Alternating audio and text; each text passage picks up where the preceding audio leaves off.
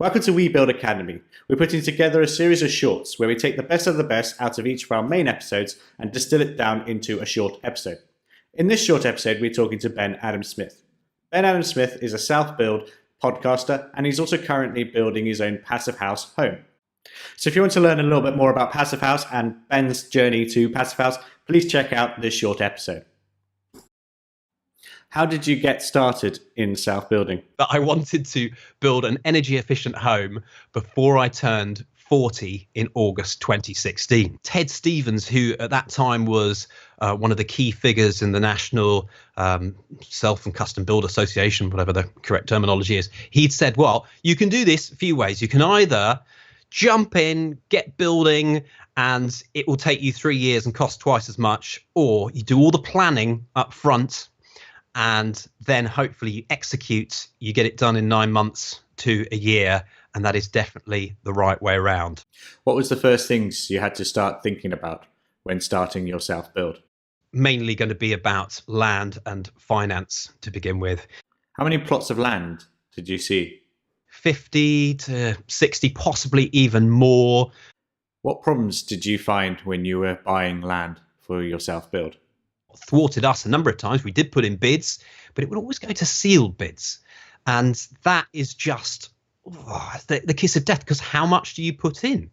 And what we were finding is that every time the winning bidder was putting in more than it was worth. And on one situation, we were looking at a piece of land, and let's say the finished value of the house would be £500,000 to £550,000. And if you do all the land equation, the land cost plus the build cost plus 20 to 30% is less than the value. So we did all that and perhaps put in a bid of maybe 230, 240, and we lost out. So we tried to, discover a bit to help us for next time. How far were we out? And they said, very respectable. A lot of bids were around about that price, but it went for £400,000. How did you get into Passivhaus? From the outset, I wanted an energy efficient home, but what does that actually mean? And I don't know how it happened, but I think I fell quite early on into the Passivhaus movement. And it's one of those things that when you get into it, you think this actually makes a lot of sense. Building physics, it's one of the elements of a good build, is that you've actually just thought about what you're doing. And it's amazing how many architects don't even really touch that side of it. What was the main reason why you chose Passivhaus? I think one of the reasons I wanted to go with Passivhaus Standard is because it almost formalizes a bit. It's not saying it's the be all and end all, but I've seen so many people who've tried to embrace it. And then I think what they've ended up with is a halfway house where, yes, they've probably got triple glazing. They might have made it slightly airtight. They've got this mechanical ventilation, but just some of the other aspects, they've still just gone about designing whatever house that they wanted in the first place and not just followed through. How did you choose your architect for your Passivhaus? Immediately, I thought, well, I know exactly the three architects that I want on our shortlist. We'll discuss, we'll look at prices, all of those sorts of things. And then I just went with my gut feeling. And the architect that we chose, Parsons and Whitley is the firm. They have made a lot of passive houses. They're one of the original ones here in the UK. So having that experience, it seems every time that it goes well, and I've seen people meet the standard, it's to do with having at least had experience before. And Chris, the boss there, one of his philosophies is that actually the contractor, so long as they buy into it, they can be a local contractor, but they must buy into it. And then at that point, because they're keen to learn and they've got someone with experience that they can then call on, you're off to the races. When going through planning, do you have any tips? But we went in for planning, and it wasn't as straightforward as I thought it might be, but we got through it. I think the key there was engaging in the process and making sure that when we felt, there was something they wanted us to change, then it was being able to respond quickly. And I think that was a major plus of having an architecture firm rather than just a solo architect, because within a matter of days, they could turn all this stuff around and show height comparisons and produce 3D visuals. So really interesting from that perspective. How often do you go to site?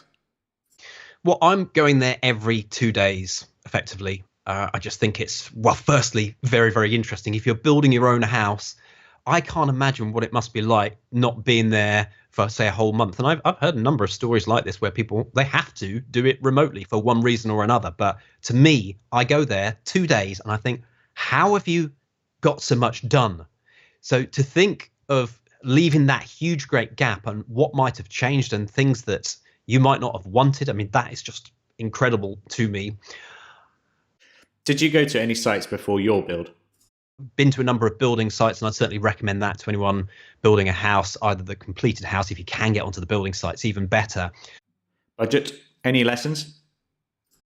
Well, we're fortunate in our financial position, but what I would say is anyone who's in a fortunate financial position can get into trouble because you just on this scale and you move further up the scale. So we set this budget of £400,000 for the build, and that was largely done by square meterage. So we thought we want about 200 square meters, so £2,000 a square meter. And that, I would say, is the limit of where I got to. So that is hugely dangerous that I hadn't really thought of everything else. You know, I was assuming, well, that must include architecture fees. I know it's high end. At least I thought I'd gone high end at that stage. But what we've ended up paying when the tenders came back, the lowest of the figures was £2,500 per square meter. And we'd built a bigger house. We were at about 226 square meters. And we got a garage, which I didn't really factor in. I thought, oh, well, you know, we know roughly what the budget. Yeah, how much is that garage? It's just a few bricks. We don't have to insulate that. And that will probably be £1,500, £1,700 a square meter. So all of these sorts of things. So we were presented. And I think there are other things happening in the background at the moment. I don't know whether you found this on any of your projects, but labor costs are going up, materials going up. There's a shortage of certain materials. So the architecture firm we're using, they pump out lots of different buildings. They work in social housing. So they actually have a really good sense of what things are going to cost. But going into this tender process, I remember Chris saying, we've just had some shocking tender returns come back recently. And I think there's another effect. We're a little bit closer to London. They are more rural architects. And I think there might be a difference there too, but not one that you would know. And we could have, and probably should have got a quantity surveyor involved. But I would say to anyone, don't forget, this is why people run out of money when the house is built and they can't afford to landscape it. Did you think your project would stick to budget? Well, other projects have gone over budget. Is ours going to stick on budget? So I had that at the back of my mind. I've seen virtually 80%, 90% of projects go over budget in some respect. What is your self-build top tip? Everyone's strapped for cash, but if you can, be a client in this process rather than trying to do everything, particularly if it's your first time. I just think that's going to help you. Having time on your hands, the demographic is really those who do have time on their hands. It's those in retirement, and I have a young family. I think that's a little bit unusual. I've certainly paid the price in terms of, I just feel that I'm overwhelmed with things. I can't do everything well. Hopefully I'm doing things well enough to have concentrated on the build as a top priority. So those are tips that I think will. If someone is thinking about Passivhaus, what is the best way to find out more? There's a great thing called the Passivhaus Open Days, which I think they're doing twice a year now, but it always used to be in November, which is quite a good time because it's getting colder again. And experiencing that level of comfort, I would say you need to do it multiple times, but that's a really good thing to do if you are someone going down the eco route. What's your podcast and what's the best way to contact you? Check out the podcast. There's all sorts of interesting interviews, including my experience as I've gone through this. And that's one of the fascinating things for me. I hope you found Ben Short useful. If you did, please make sure you go to webuildacademy.com to check out the full-length episode. In that episode, we go into a lot more depth into his journey into Passivhaus. And if you haven't yet visited his website, which is houseplanninghelp.com, it's packed full of useful videos, and you can check out his latest podcasts as well. So thank you for your time. Thank you for listening to the We Build Academy podcast. Don't forget to click subscribe and check out our website. webuildacademy.com for more great tools and information to help you build your dream home.